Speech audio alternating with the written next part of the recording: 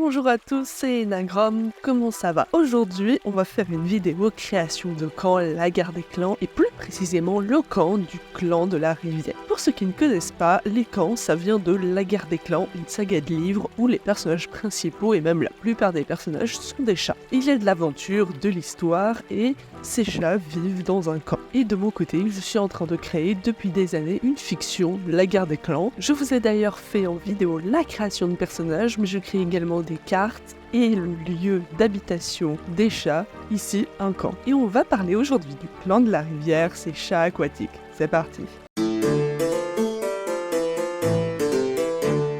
Pour créer ce camp, j'ai d'ailleurs fait des croquis préparatoires. Je vais venir vous montrer la toute première version de ce camp. C'est un camp que j'ai créé il y a des années et du coup, comment faut dire que voilà le résultat.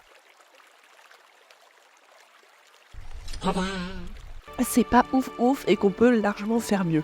Il y a certains trucs que je vais garder, notamment l'idée de la cascade, mais là, autant vous dire qu'elle ne fait absolument aucun sens, et qu'une cascade pareille, ça devrait faire déborder tout le camp, c'est juste pas possible. J'ai donc fait ensuite un croquis préparatoire sur mon sketchbook, pour donner une idée un petit peu de là où seront placés les différents éléments du truc, mais il est pas forcément super clair, mais je vous le montre malgré tout, parce que c'est le genre de truc, je le fais, et pour moi c'est vachement clair, mais pour vous ça l'est peut-être moins. La partie du haut représente un croquis préparatoire et la deuxième c'est un croquis un peu plus avancé. Mais passons tout de suite au croquis. Donc là le croquis je vais le faire sur un carnet et un bris spécial. Il faut savoir que ce camp il a plusieurs entrées en fait. Il a une entrée principale qui est complètement en bas que vous pouvez voir ou que vous allez voir après. Et il a une entrée sur la gauche avec la petite rivière vous voyez qui avance.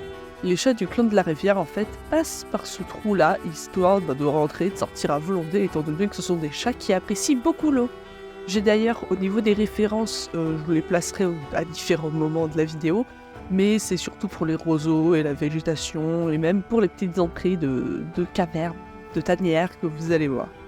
En ce qui concerne les tanières, j'avais vraiment cette idée de faire une petite entrée sous une cascade. Et du coup, c'est ce que j'ai fait. Vous pouvez voir qu'il y a un petit plateau surélevé et en dessous, vous avez la cascade qui fait ce petit lac à gauche et vers la droite mène à la sortie du clan. Et en dessous, vous avez une tanière avec un peu de végétation qui est protégée par cette cascade et qui est la tanière où il y a la pouponnière. D'ailleurs, vous devez peut-être vous dire, mais meuf, c'est quoi cette perspective que tu nous as faite?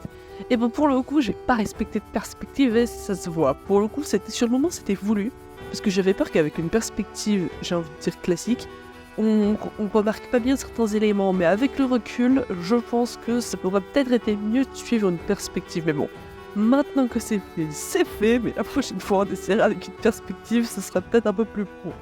Malgré tout, je suis très contente de ce dessin.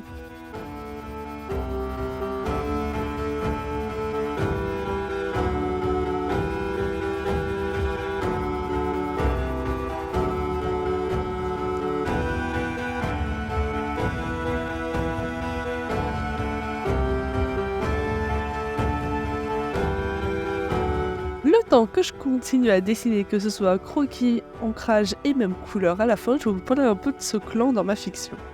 Le clan de la Rivière, c'est un clan qui sont vraiment assez solitaires. Le partage, etc. avec les autres clans, c'est pas du tout leur truc. Par ailleurs, ils sont dirigés par Étoile Argentée, un chat avec une patte de fer. C'est un chef né et il le sait. Il sait très bien diriger son clan et il les dirige vraiment à la patte et à l'œil. Et ils savent du coup extrêmement bien nager. L'eau, c'est vraiment quelque chose de naturel pour eux. Les chatons apprennent à nager vraiment très tôt. Et je ne vais pas vous en dire plus, au cas où je vous spoilerai si jamais je sors ma fiction un jour. Je sais pas trop, mais bon, maintenant qu'elle est là. Maintenant que j'en parle en vidéo, je vais peut-être me calmer histoire de pas tout vous spoil et complètement cacher la surprise.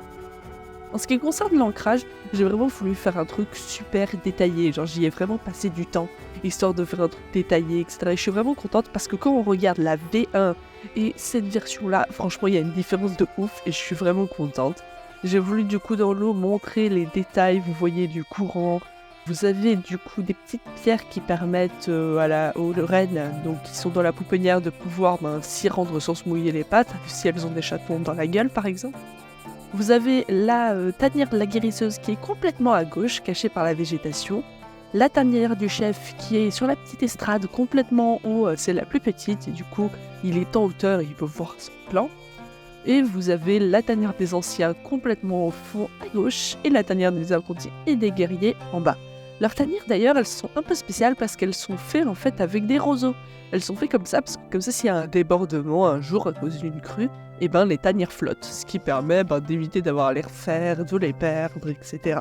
C'est vraiment une technique qui est faite dans la saga et j'ai trouvé ça super intéressant et je voulais vraiment la réutiliser.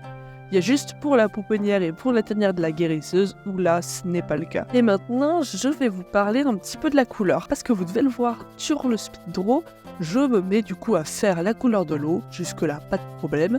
Mais après, je me mets à faire la couleur du terrain. Et vous devez le voir sur la miniature. Et j'ai pas du tout respecté ça en fait. La couleur, je ne l'ai pas faite parce que je commençais à faire ma couleur tranquille, je faisais mon painting.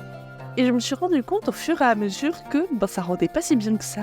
Et que ça mettre autant en fait de couleurs, même si c'était réaliste, ça rendait pas bien. Donc j'ai continué en me disant ouais, mais c'est peut-être une idée, essaye.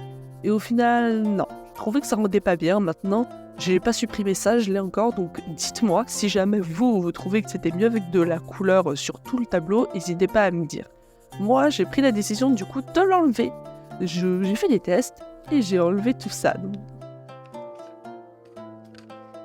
Sur ce, je vous laisse avec le reveal, j'espère que le dessin vous a plu. Si jamais ça vous a plu, n'hésitez pas à commenter, me dire ce que vous en pensez. On se retrouve pour une prochaine vidéo très bientôt. Salut tout le monde!